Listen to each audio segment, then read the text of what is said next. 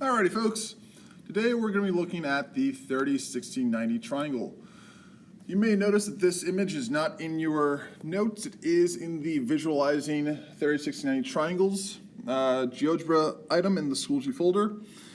I'm using it because I don't like example 1 in the notes, so I'm doing a variation of example 1. So we're going to presuppose that we have an equilateral triangle with sides measurement of 2x. Now, in the equilateral triangle, we are going to draw an altitude such that it will bisect our triangle into two smaller triangles. Now, these smaller triangles now have a 90-degree angle at the base, have a 60-degree angle from the equilateral triangle, and a bisected 60, which is also a 30. Creating our 30, 60, 90 triangle. This 30, 60, 90 triangle has one base, the short side at x length, the long side being twice that. We want to find the altitude to finish out our ratio. So we're going to set that equal to a. Now, my altitude, to solve this, I'm going to use my Pythagorean theorem. A squared plus b squared equals c squared, where we have our a squared plus x squared equals 2x squared. Simplify. A squared plus x squared equals 4x squared. A squared equals 4x squared minus x squared. A squared equals 3x squared. Take the square root of both sides. A is equal to the square root of 3x squared, which when simplified will give us a. Our altitude here is equal to x times the square root of 3. To give us the full ratio of a 30, 60, 90, such that we have our short leg of x, our middle leg of x times the square root of 3, and our long leg, the hypotenuse, at 2x. And with that, let's jump back into the notes. So, that was a variation of example 1. Example 2, in a 30, 60, 90 triangle, hypotenuse is 5 centimeters. Find the lengths of the other two sides of the triangle. Well, we're going to draw this out.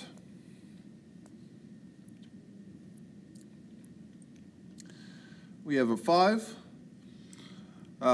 That's our hypotenuse. Short side is half the hypotenuse, so 2.5. And middle side is going to be our short side, 2.5, times the square root of 3.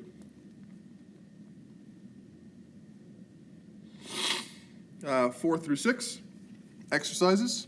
We're going to keep in mind that our ratio is the short side to the middle side to the long side, such that in number 1, it gives us the short side of 1/2, which means the middle side is 1/2 times the square root of 3.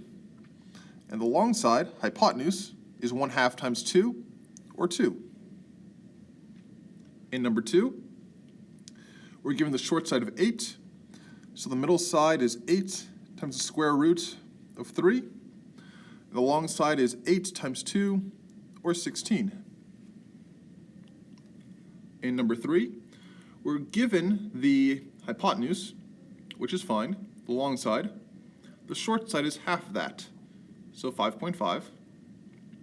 And the middle side is our short side of 5.5 times the square root of 3.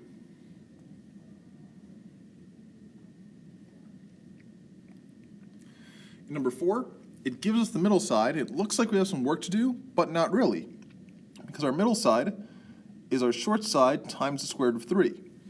So if the middle side given is 9 times the square root of 3, our short side has to be 9, which makes our long side 18.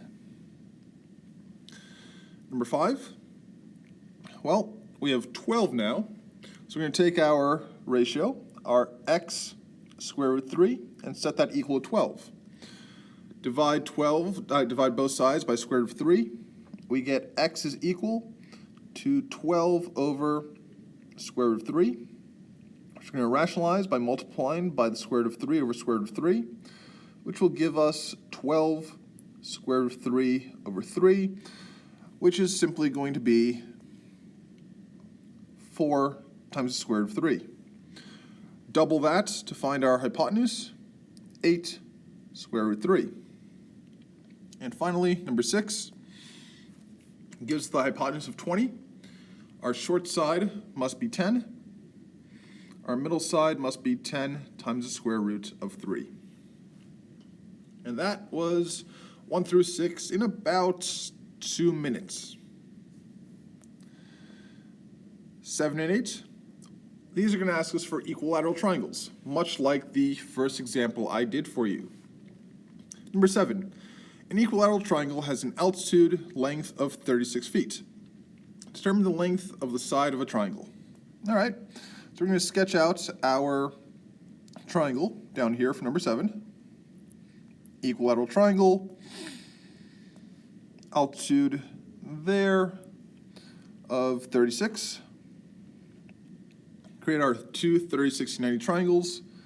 So x root 3, too many squiggles, too few squiggles, is equal to 36, which means that x is equal to 36 divided by square root of 3, which we're going to rationalize